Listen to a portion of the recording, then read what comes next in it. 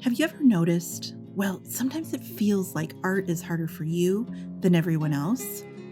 You want to get better at coloring or better at drawing and coloring. The standard advice is to practice. So you're practicing as much as your schedule allows. And you're not doing this half heartedly. You've been coloring up a storm. Some of you have been doing this regularly for months or years. But you're not getting any better at this. And this much practice should pay off, at least a little bit. Today, let's talk about the problem with practice, the thing nobody likes to talk about.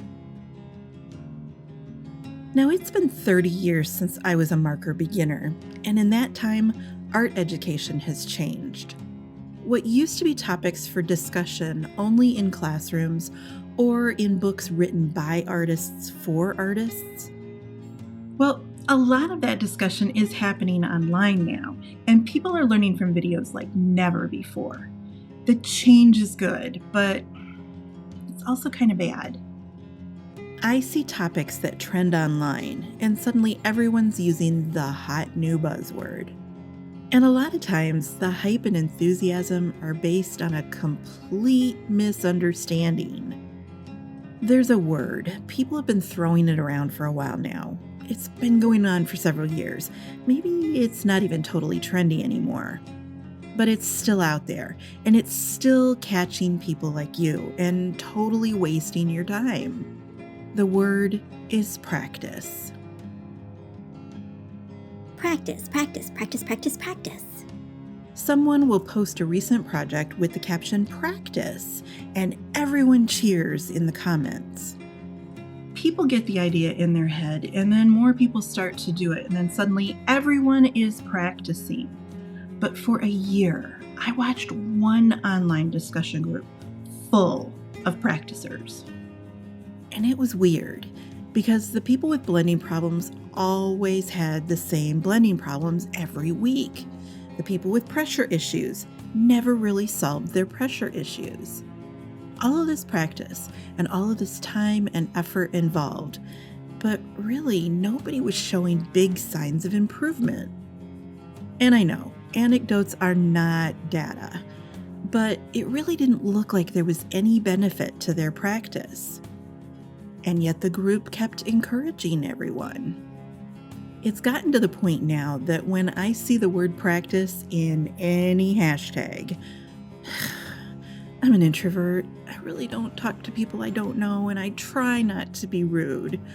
But inside, I really wanted to ask some of these people, what are you practicing?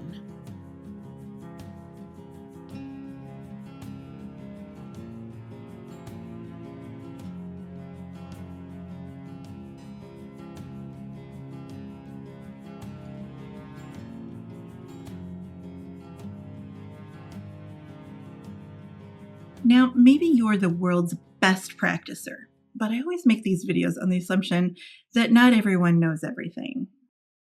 I want to catch the people who have missed important art lessons as they learn here online. And that can happen a lot. Either you've never been in the right place at the right time to hear an important lesson being taught, or you heard it, but it wasn't relevant to you at the time, so you kind of filed it away and then forgot about it. But right now, sketchbooks are like all the rage here on YouTube. Marker sketchbooks, gouache sketchbooks, watercolor sketchbooks. Some people are actually even sketching in their sketchbooks. And we all know sketchbooks are for practice. So we assume that when we watch these videos, we're watching someone practice. And gosh, I'm right there with you. It's tempting. I want to grab a scented candle and find a sunbeam, turn on the lo-fi, and start practicing just like them. It's not only sketchbooks, though. Coloring book people are practicing with more coloring pages. Stampers and card makers, they color more stamps and they're making more cards.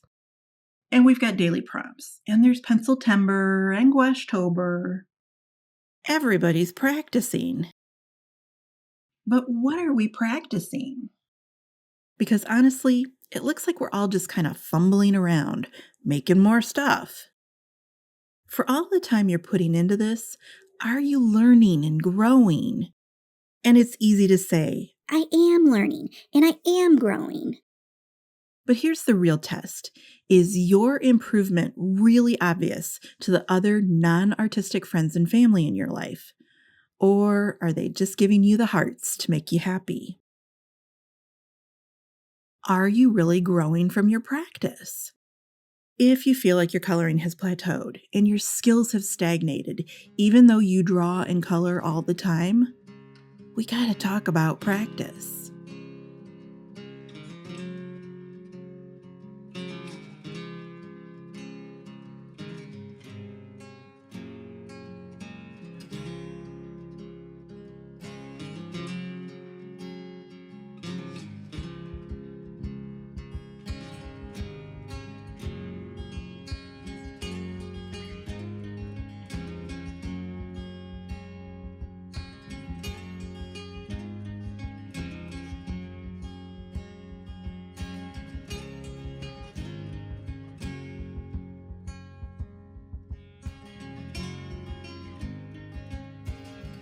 So, the first thing about practice may be kind of obvious, but it's also really important. Some of you do a lot of coloring. You make cards every Tuesday night, or whenever you have a little free time, you draw something new. But here's the thing. Your regular coloring, the cards, the coloring books, and the stuff that you do for fun, that's not practice. And I think this explains a lot of what I saw in that discussion group. People were cranking out the same projects that they normally would, but thanks to the hashtag, now everyone was calling it practice. Calling it practice doesn't mean you're actually practicing. Doing the same is just more of the same. If what you were doing before wasn't leading to growth, then doing more of it isn't going to suddenly grow new art skills. And this is my real problem with the Markertober style challenges. 30-day prompt parties usually teach you more about how to squeeze new stuff into your schedule than you actually learn about drawing or coloring. You keep doing what you always do. The prompts are just ensuring that you do more of it. But that's different than practicing. Practice is more than coloring more.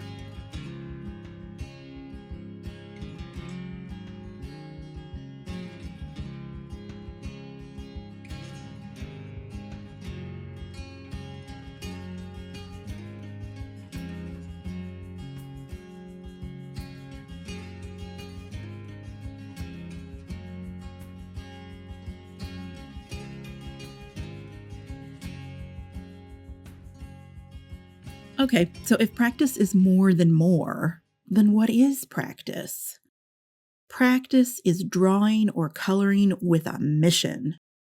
Before you sit down to practice, before you even decide what to color, to be practicing, you must select a specific skill to work on. It's not enough just to say, I'm going to practice coloring better. that's not a goal, that's a wish. Everyone wants to color better. It's also not enough to say, I'm going to work on my blending. because that's too general. Everyone wants to blend better.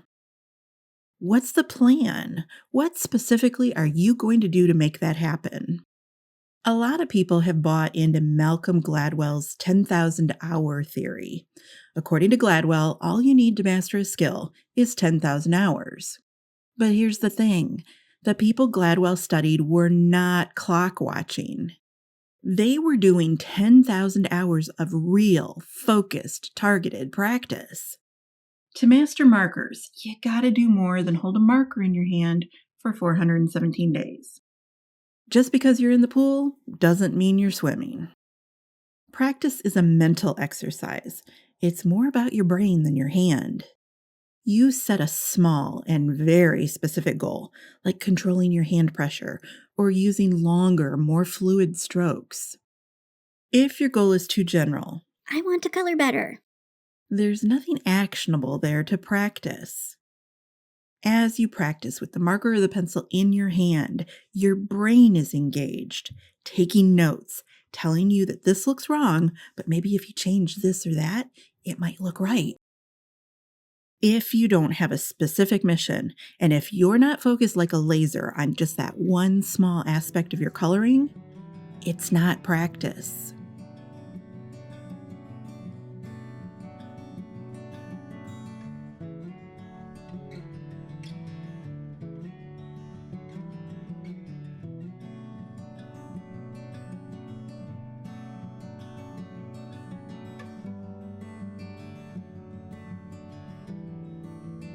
Which leads me to my next point. Most of the practice that artists do, well, it doesn't result in a finished piece. And if it does, it's not usually something worth sharing. Practice pages are supposed to be ugly because we're working on things we're not very good at. If your practice page is worth hanging on the fridge, you're kind of doing it wrong. And you know, that's not really your fault. YouTube is full of people who are supposedly practicing.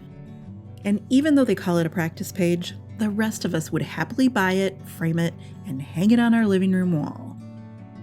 When a YouTuber flips through a full journal of amazing practice pages, and there's nothing crossed out, there's never 4 failed attempts to do the same thing, there's not a reminder list or a weird message scribbled in the top left-hand corner, don't believe it. YouTube sketchbooks are a Hollywood version of practice. For mere mortals, we need real sketchbooks.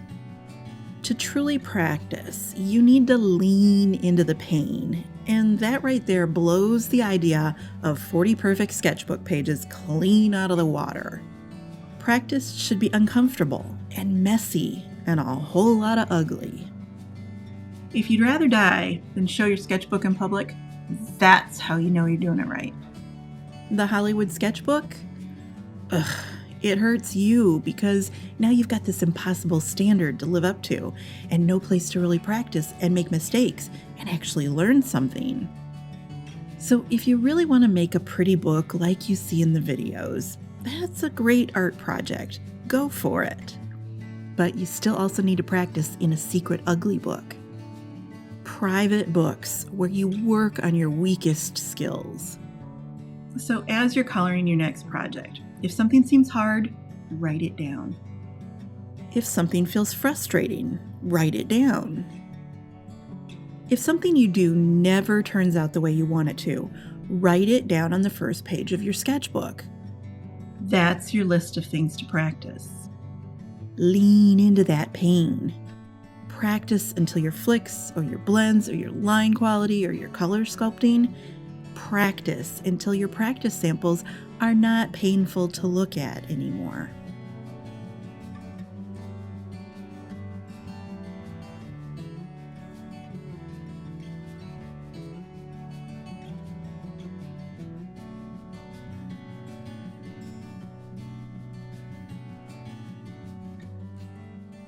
So, we just talked about leaning into the pain and focusing on the things that you're terrible at when you practice.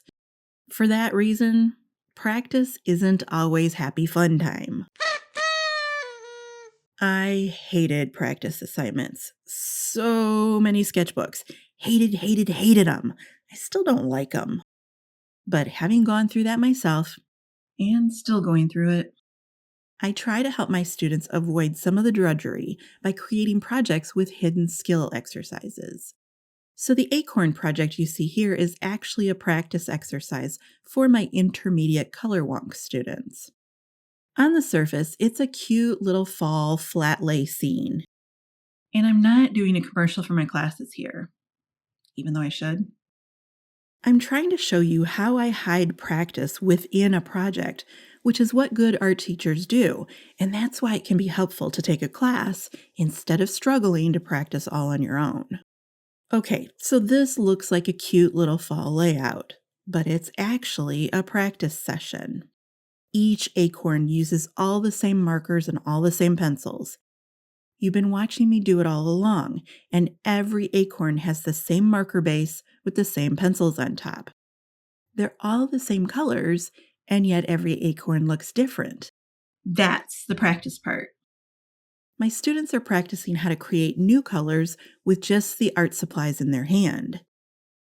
It really is practice, but the project feels more uplifting because the process is enjoyable and the finished exercise is visually pleasing. And I think that's the part that people miss when they decide that they're not going to take art classes. Yeah, the information is probably available somewhere online. You can learn a lot for free. But good art instructors can make the learning process more enjoyable, which then makes your practice more effective.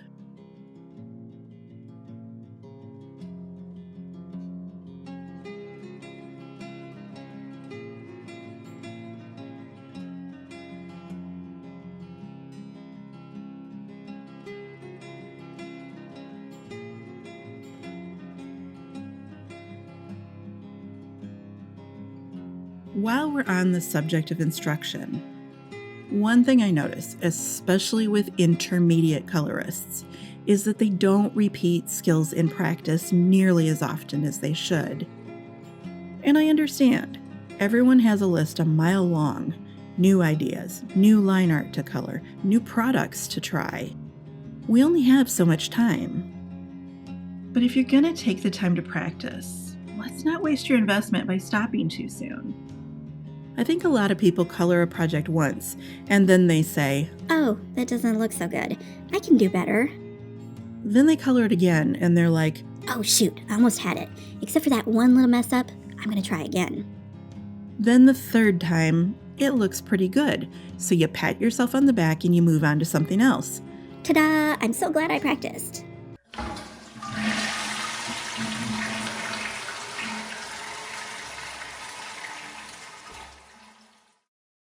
Just because you did something right once doesn't mean that you can do it correctly again on demand. The odds of doing it well tomorrow or next week are not great, Bob. Practice is about taking a process and embedding it so deep into your brain that you never have to think about it again. That's muscle memory. And you don't commit something to muscle memory by just doing it a couple of times. A large part of your practice should be repetition of things that you've already learned. 70-year-old musicians keep running through the same skills they learned when they were 7. The more you do it, the better you do it, and the easier it is to do it without thinking about it. Learning to do something on autopilot is essential for artistry. If you're always worried about blending and you're coaching your hand through the mechanical process, then you never have the space to think about higher level concepts like tone, composition, theme, and expression. So if you're always practicing something new every time you practice, you're missing the sticky part of learning.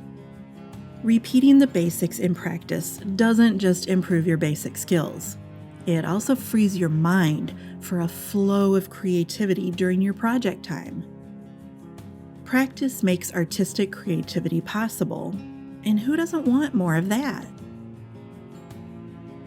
As I mentioned earlier, the Acorn Variations project here is an intermediate practice exercise. I love to give students projects where we practice and repeat the same technique several times. We're improving our skills while also coloring something more interesting than rows of strokes or blending boxes or a sketchbook full of embarrassingly ugly stuff. For a look at advanced level repetition practice, see my speckled egg lesson. In this next video, I will walk you through what advanced students are practicing and what they are thinking about as they repeat beginner skills, but with new, higher level goals in mind. I'll see you over there.